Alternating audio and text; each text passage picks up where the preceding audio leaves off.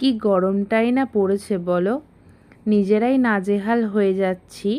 তাহলে ভাবো এসির যে আউটডোরগুলো বা মানে ছাদেতে সব সময়ের জন্য আছে রোদের মধ্যে, ওই দুটো মেশিনের কি অবস্থাটা হচ্ছে।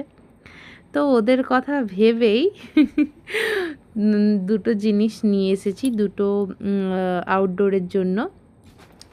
তো কি নিয়েছি চলো, আমি তো আনবক্স করতে শুরুই করে দিয়েছিলাম, তোমরাও দেখে নাও যে আউটডোরগুলোর কথা ভেবে কি নিয়েছি।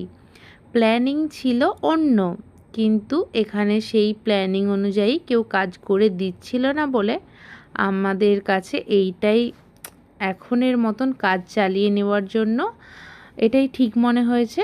ওই জন্য অ্যামাজন থেকে এটা অর্ডার করে দিয়েছিলাম। যদিও এটা অনেক দিন আগেই ডেলিভার করে দিয়ে গেছিলো। তো এই প্রথম নয়, অনেক দিন পর বলতে গেলে অ্যামাজন থেকে কিছু শপিং করলাম। তো এখন বেশিরভাগ শপিং মিশো নাহলে ফ্লিপকার্ট থেকেই করা হয়, বেশিরভাগটা মিশো থেকেই। তো অনেক দিন পর অ্যামাজন থেকে এসির এই আউটডোরগুলোর জন্য কভারগুলো নিলাম। তো রোদ থেকে বৃষ্টি থেকে এটা একটু প্রোটেক্ট করবে, তো সেই জন্যই এটা নেওয়া। আসলে আমার আর পেখমের পাপার প্ল্যানিং ছিল এখন যে খুব সুন্দর করে আউটডোরগুলোর জন্য ছাউনি বানানো যাচ্ছে না, টিন দিয়ে, নইলে একটা মানে আলাদা টাইপের হচ্ছে কালো কালারের গ্লাস হবে হয়তো, তো ওরকম দিয়ে কি সুন্দর ঘিরে দিচ্ছে, খুব সুন্দর দেখতেও লাগছে আর আউটডোরটা বেশ ভালো রাখার জন্য। কিন্তু আমাদের এইখানে না কেউ এরকম করে দিচ্ছে না, মানে ছোটোখাটো কাজগুলো কেউ করতে চাইছে না, বলছে আমরা পারবো না, এরকম একটা ব্যাপার। তো সেই কারণের জন্যই আমরা অ্যামাজনেতে এটা অনেক দিন থেকেই দেখছিলাম, কিন্তু আমাদের প্ল্যান ছিল যে ওরকমভাবে একটা ছাউনি করে দেওয়া, যেটা খুব সুন্দর থাকবে, কোনো প্রবলেম হবে না। কিন্তু যেহেতু কেউ করে দিচ্ছিল না, তো সেই জন্য আমরা এটাকেই মানে এখন আপাতত লাগিয়ে নিলাম, যে একদম না থাকার চেয়ে এটা যদি আমরা লাগিয়ে রাখি তাহলেও অনেকটা ভালো হবে। তো দুটো জিনিস আমরা মানে দুটো আউটডোরের জন্য দুটো অর্ডার করেছিলাম। একটাতে কোনো ড্যামেজ ছিল না, একদমই ভালোই ছিল। আর একটাতে দেখলাম দু জায়গায় একটু মানে কি বলবো, অল্প অল্প মানে কি ফুটো ফুটো হয়ে গেছে আর কি, দু জায়গায়। তো অতটা মানে অনেক দিন হয়েও গেছে, যেহেতু অনেক দিন আগে অ্যামাজন থেকে ডেলিভার করে দিয়ে গেছিলো, তো এখন আর কিছু করাও যাবে না।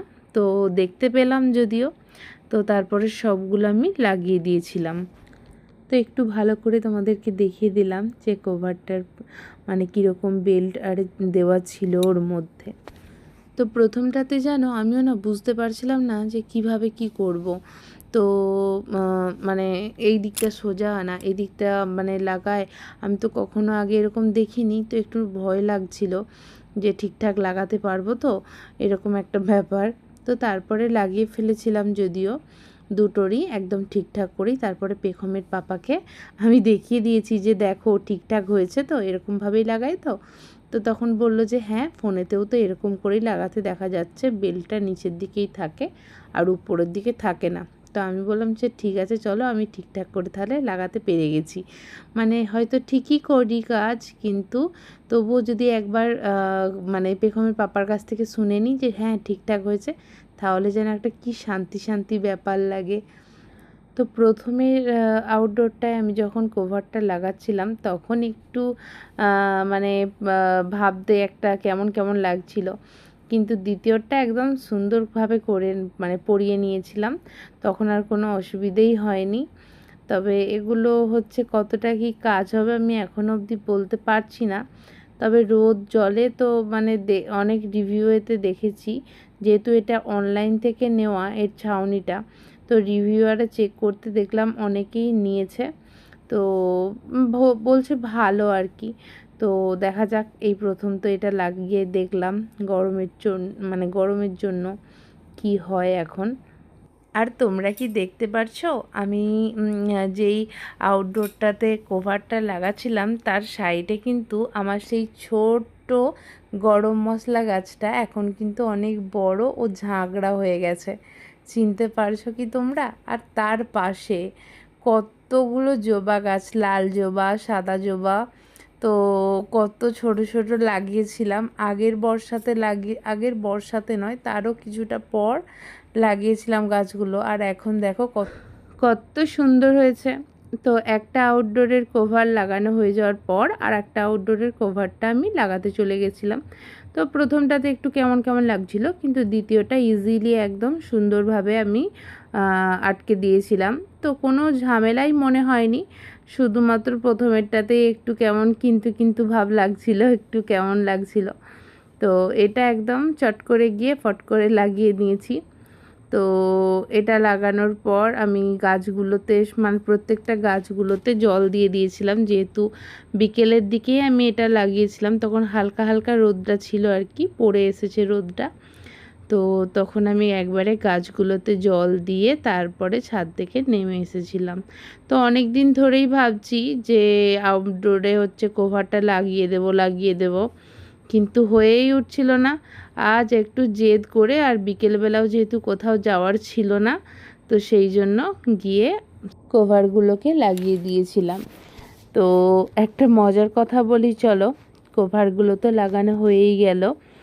এই যে আমার সামনেই দেখতে পাচ্ছ একটা ইয়েলো কালারের টবে হচ্ছে নয়নতারা ফুলের গাছটা লাগানো হয়ে আছে। তো এটা না আগের মানে বর্ষার সময় না কোন সময়টাতে আমার ঠিক মনে পড়ছে না, তবে হচ্ছে অন্য সাইডে যে গাছটা একটা লম্বা নয়নতারার গাছ ছিল, আমি সেটা থেকে মানে গাছটাকে একই সাইজের করব বলে উপরের ডগাগুলো একটু করে ভেঙে দিয়েছিলাম। তো আমি দেখেছি যে বর্ষাকালেতে না ডগ মানে ডগগুলোকেও যদি একটু লাগিয়ে দেওয়া হয়, খুব সুন্দর গাছগুলো বেঁচে যায়, বেশ ভালোভাবেই বেঁচে যায়।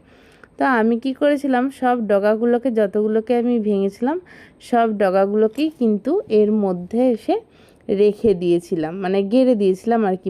অনেকগুলো টব খালি ছিল, তো আর মাটিগুলো ভিজে ভিজে ছিল, আমি গেড়ে দিয়েছিলাম সুন্দর করে। তো এখন দেখো সেই গাছগুলো এখন কিন্তু কি সুন্দর হয়ে গেছে, আর ফুলও হয়। তো প্রথম প্রথম গাছগুলো এমনভাবে নেতিয়ে গিয়েছিল, আমি তো ভাবলাম যে গাছগুলো আর হবে না, গাছগুলো মরে যাবে হয়তো, কিন্তু না, এখন দেখতে পাচ্ছি গাছগুলো কিন্তু খুব সুন্দর হয়েছে আর ফুলও দিচ্ছে। তো চলো, আমার আউটডোরের হচ্ছে কভার লাগানো কমপ্লিট, গাছে এবারে জল দেওয়ার পালা। আর আমার কারি পাতার গাছটাও উপরের দিকটা ছাতার মতন হয়েছিল জানো, তো আমি ছাতার ওপরের হচ্ছে সব পাতাগুলোকে ভেঙে দিয়েছিলাম, কেননা হচ্ছে পেখমের পাপা বলেছিল যে তুমি যদি না ভাঙো তাহলে কিন্তু ওগুলো ভালোভাবে আর ডালপালা মানে বেরোবে না, তো তোমাকে ভেঙে ভেঙে কিন্তু রাখতে হবে, তবেই আবার সাইড দিয়ে পাতা আরে ফুটবে। তো সেরকমই করে দিয়েছিলাম আমি, কারণ আগের বারে না আমি হচ্ছে কারি পাতার গাছ একটা জমিতে লাগিয়েছিলাম, তো সেটাও ওই রকম ছাতার মতনই ছিল, পুরো ঝাঁকড়া খুব সুন্দর হয়ে, কিন্তু এত ঝড় দিয়েছিল, গাছটা একটু লম্বা হয়ে গেছিলো, তো ঝড়েতে না পুরো মানে মাজারখান থেকে ভেঙে পড়ে গেছিলো।